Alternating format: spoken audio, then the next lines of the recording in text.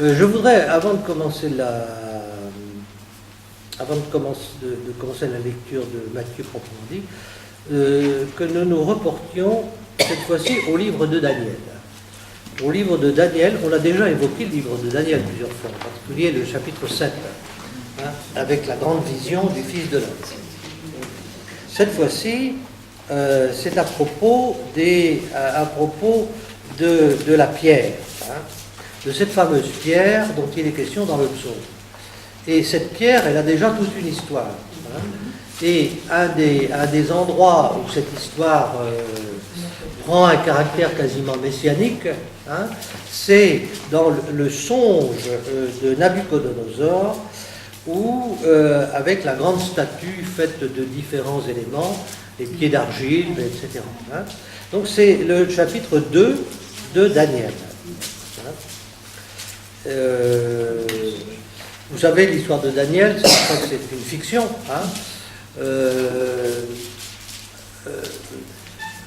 À travers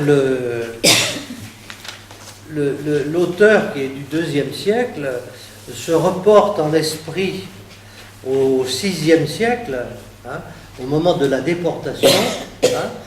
Au IIe siècle avant le Christ, le peuple hébreu traverse encore une fois une grande épreuve, puisque cette fois-ci, c'est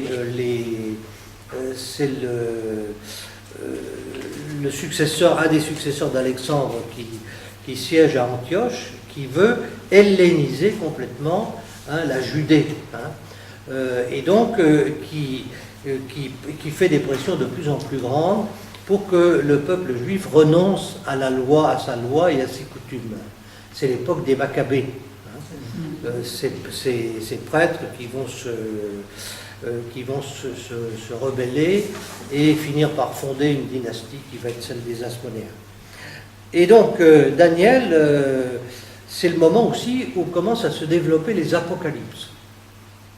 Les apocalypses, on en a déjà parlé, puisque j'ai déjà mentionné vu à la fin de 2 petites paraboles du jugement, vous savez, les pleurs et les grincements de dents, qu'on va retrouver encore aujourd'hui, et qui terminent les paraboles du jugement. Et là, c'est simplement des allusions, mais ici, on a vraiment une espèce de vision. Et à travers cette vision, Daniel, dans sa vision de foi, il explique que quelle que soit la puissance de tous ces empires qui ne cessent d'envahir les petits pays et de les réduire en esclavage, eh bien un jour Dieu aura le dessus. Parce qu'il va envoyer quelqu'un qui fera justice. Alors c'est dit à travers des images. Nabuchodonosor, qui a vécu au VIe siècle, grand empereur babylonien, il est à la fois un immense empereur, parce qu'il a mais en même temps, comme tous les empires, c'est très fragile, parce que c'est une espèce de manteau d'arlequin. Et les gens adhèrent à l'empire tant qu'on ne peut pas faire autrement. Et donc, le Nabuchodonosor a un songe, et il voit la nuit une espèce de grande statue composite, comme tous les empires, et il constate dans son rêve la grande fragilité de cet empire qui va disparaître en très très peu de temps. Il ne sait pas comment, il ne sait pas lui interpréter son songe, il voit simplement une statue qui se casse la figure, et donc il appelle Daniel, qui est un des juifs déportés, et qui a la réputation de pouvoir expliquer les songes, pour lui demander d'expliquer le songe. Et donc c'est ça qu'on va voir, non pas pour la vision de Daniel, mais pour l'histoire de la pierre. Je vais commencer au verset 31. Tu as eu, ô roi, une vision. Voici, une statue, une grande statue extrêmement brillante se dressait devant toi, terrible à voir. Cette statue, sa tête était d'or fin, sa poitrine et ses bras étaient d'argent, son ventre et ses cuisses de bronze, ses jambes de fer, et ses pieds partie fer et partie argile. Tu regardais, Et soudain, une pierre se détacha, sans que main l'eût touchée, et vint frapper la statue, ses pieds de fer et d'argile, et les brisa. Alors se brisèrent tout à la fois fer et argile, bronze, argent et or, devenus semblables à la balle sur l'air en été. Le vent les emporta sans laisser de traces. Et la pierre qui avait frappé la statue devint une grande montagne qui remplit toute la terre. Tel fut le songe. Et son interprétation, nous la dirons devant le roi. C'est toi, ô roi, roi des rois, à qui le Dieu du ciel a donné royaume, pouvoir, puissance et honneur. Les enfants des hommes, les bêtes des champs, les oiseaux du ciel, en quelque lieu qu'ils demeurent, il les a remis entre tes mains et t'a fait souverain sur eux tous. La tête d'or, c'est toi. Et après toi se dressera un autre royaume, inférieur à toi, et un troisième royaume, ensuite de bronze, qui dominera la terre entière. Et il y aura un quatrième royaume, dur comme le fer qui réduit tout en poudre et écrase tout. Comme le fer qui brise, il réduira en poudre et brisera tout cela. Ces pieds que tu as vus, partie terre cuite et partie fer, c'est un royaume qui sera divisé. Il aura part à la force du fer, selon ce que tu as vu le fer mêlé à l'argile de la terre cuite. Les pieds, partie fer et partie argile de potier, leur royaume sera partie fort et partie fragile.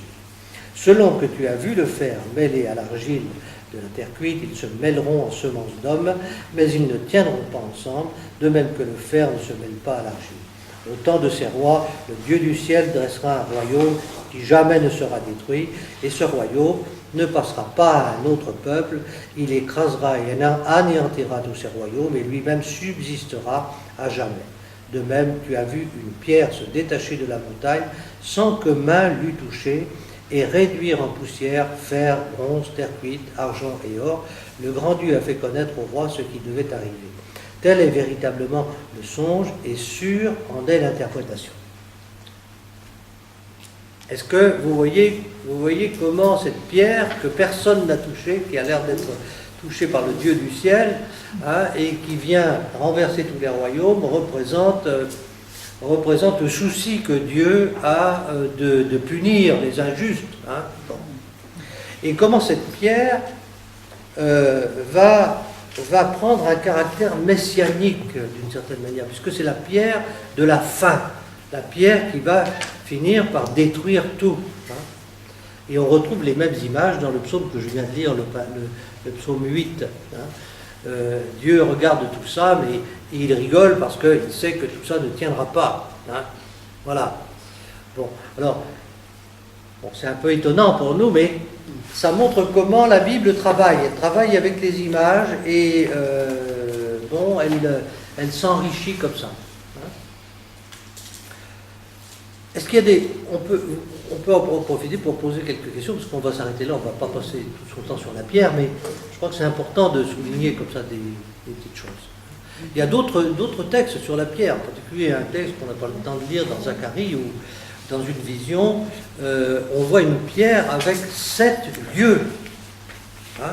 Parce que la Bible n'hésite pas, les Apocalypses n'hésitent pas à fabriquer des images bizarres, composites, etc., mais pas d'une manière gratuite, pour symboliser quelque chose. Et donc, dans Zacharie, qui est un des derniers prophètes, on voit une pierre arriver avec 7 yeux. 7 yeux, les yeux. Et donc, cette pierre avec les 7 yeux, ça veut dire qu'elle voit tout. Elle voit tout, c'est comme les anges qui sont pleins d'yeux, vous savez, dans Isaïe. Bon. Et donc, voilà une image de la pierre. Cette pierre, ce sera une pierre vivante, une pierre qui aura... Et ces images, on va les retrouver dans l'Apocalypse de Saint Jean, puisque devant le trône se trouvent les 7 esprits. Et l'agneau porte sur lui les 7 yeux de la pierre. Vous voyez comment tout ça travaille. Bon, on va s'arrêter là pour l'instant. Voilà, c'est à l'instant parce qu'on peut suivre là un thème. L'Apocalypse au chapitre 5. L'Apocalypse de Saint Jean au chapitre 5. Alors les 7 yeux, On les trouve devant les 7 esprits, c'est l'Esprit Saint en fait, hein, dont on parle. Hein. Mais là, on peut lire ce texte au chapitre 5, au verset 6. Hein, au verset 6, vous avez trouvé tout ce texte? Chapitre 5, verset 6. Alors je vis, debout entre le trône, aux 4 vivants et les vieillards, un agneau comme égorgé, portant 7 cornes et 7 yeux, qui sont les 7 esprits de Dieu en mission par toute la terre. Vous voyez comment les thèmes se mélangent, hein, se complètent, hein. Et dans Zacharie, il y avait donc les pierres avec les 7 yeux. Oui, il y a une pierre avec les 7 yeux, mais là je n'ai pas présente là. Et les cordes, c'est symbolique. Alors, les cornes, on les a vues dans le psaume précédent, puisque la procession va jusqu'aux cornes de l'autel. Hein. La corne, c'est le symbole de la puissance. Hein. C'est un corne du taureau. Hein. Et donc, tous les autels étaient fabriqués avec une corne à chaque. Hein. Et par exemple, en Mésopotamie, si vous regardez les images des dieux mésopotamiens, ils ont des tiares avec des cornes. Alors, plus il y a de cornes, plus ils sont grands. Hein. Oui, et d'ailleurs, c'est avec une corne que c'est dans une corne qu'on met l'huile avec laquelle on sacre les rois, parce que le roi doit participer à la force divine. Hein. Bon, on va revenir un peu à nos moutons de Matthieu, mais je crois que c'est intéressant de faire quelques petites excursions comme ça dans le